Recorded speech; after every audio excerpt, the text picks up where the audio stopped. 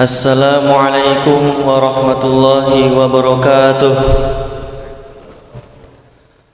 Alhamdulillahi rabbil alamin, wassalatu wassalamu ala asyrafil anbiya'i wal mursalin wa ala alihi wa sahbihi ajma'in. Amma ba'd. Pertama-tama dan yang paling utama, marilah kita panjatkan puja serta syukur kita atas kehadirat Allah Subhanahu wa taala, yang mana telah memberikan kepada kita nikmat yang begitu banyak, nikmat yang begitu luas. Di antaranya yaitu nikmat iman, nikmat Islam, dan nikmat sehat. Salawat serta salam tak lupa-lupa marilah kita curahkan kepada baginda kita Nabi Muhammad sallallahu alaihi wasallam. Jamaah salat subuh Masjid Ratul Abror rahimani wa rahimakumullah. Perkenalah kami untuk membacakan satu hadis yang bertemakan yang halal itu jelas dan yang haram itu jelas. An Abi Abdillah Nu'man bin Bashir radhiyallahu anhuma qala sami'tu Rasulullah sallallahu alaihi wasallam yaqul innal halala bayyinun wal harama bayyinun wa bainahuma umurun mustabihatun la ya'lamuhunna katsirun minan nas. Faman ittaqa syubhat faqad istabra'a li dinihi wa irdihi wa man waqa'a fi syubhat waqa'a fil haram. Rawahul Bukhari wal Muslim. Dari Abu Abdillah Nu'man bin Bashir radhiyallahu anhu, dia berkata, saya mendengar Rasulullah sallallahu alaihi wasallam bersabda, sesungguhnya yang halal itu jelas dan yang haram itu jelas. Di antara keduanya terdapat perkara-perkara yang syubhat atau samar-samar yang tidak diketahui oleh orang banyak. Maka siapa yang takut terhadap syubhat, berarti dia telah menyelamatkan agama dan kehormatannya. Dan siapa yang terjerumus dalam perkara syubhat, maka akan terjerumus dalam perkara yang diharamkan. Hadis riwayat Bukhari dan Muslim.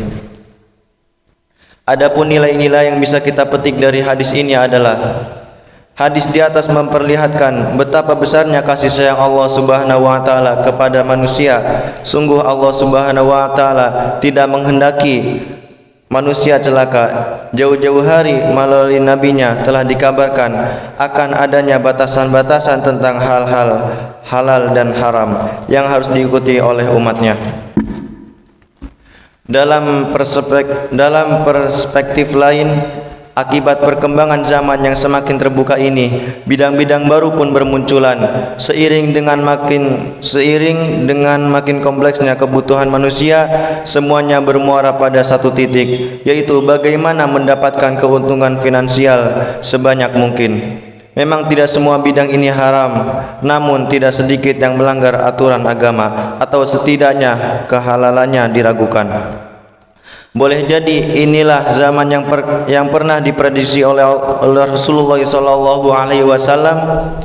Rasulullah sallallahu alaihi wasallam bersabda, akan tiba suatu zaman bagi manusia di mana seseorang tidak lagi memperdulikan rezeki yang didapatkannya, apakah dari sumber yang halal atau dari sumber yang haram.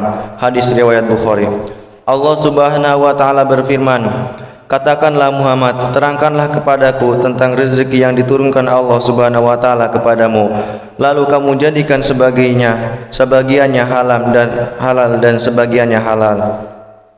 Katakanlah, apakah Allah telah memberikan izin kepadamu tentang hal ini, ataukah kamu mengadang-adakan atas nama Allah? Quran surat Yunus ayat 59. Terkadang kita jumpai sebagai orang yang terlalu mudah melarang dan mengharamkan sesuatu. Demikian pula sebaliknya. Juga kita jumpai sebagian lain membolehkan dan menghalalkan segala sesuatu. Celakanya, mereka memutuskan sesuatu yang halal dan yang haram tanpa ilmu.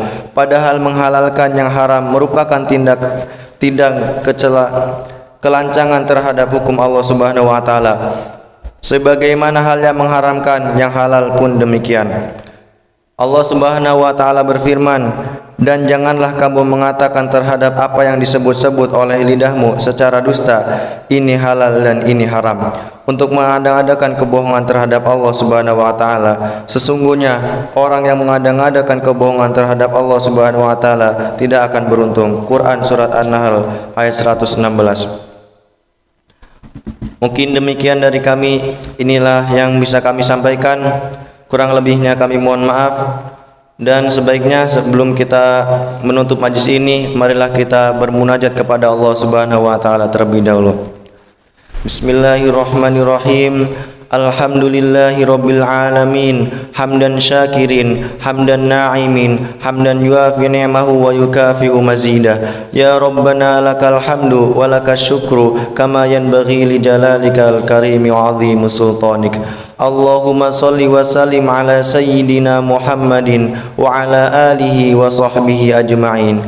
Ya Allah yang maha besar dan maha kuasa, kami mohon kepada Engkau ya Allah untuk para musyrif, orang tua asuh, donatur, pembina dan pengurus yayasan, pengurus ponpes dan umat muslim dan muslimat, diampuni dosa-dosanya. Doa besar, dosa kecil, disengaja ataupun tidak disengaja, diberi hidayah agar dapat melaksanakan semua perintah-Mu dan meninggalkan semua larangan-Mu, diberi kesehatan agar bisa istiqomah dalam melaksanakan ibadah baik yang wajib maupun yang sunnah, diberi rezeki yang luas dan berkah agar mau berbagi kepada anak yatim dan duafa dan perjuangan Islam, diberi kemampuan bisa bersabar jika menerima musibah dan pandai mensyukuri kenikmatan, diberi keturunan yang qurrata ayun, keturunan yang solih dan solihah. Rabbana atina fid dunya hasanah wa fil akhirati hasanah wa qina adzabannar. Subhana rabbika rabbil izzati amma yasifun wa salamun alal mursalin walhamdulillahi rabbil alamin. Billahi taufiq wal hidayah. Summa assalamu alaikum warahmatullahi wabarakatuh.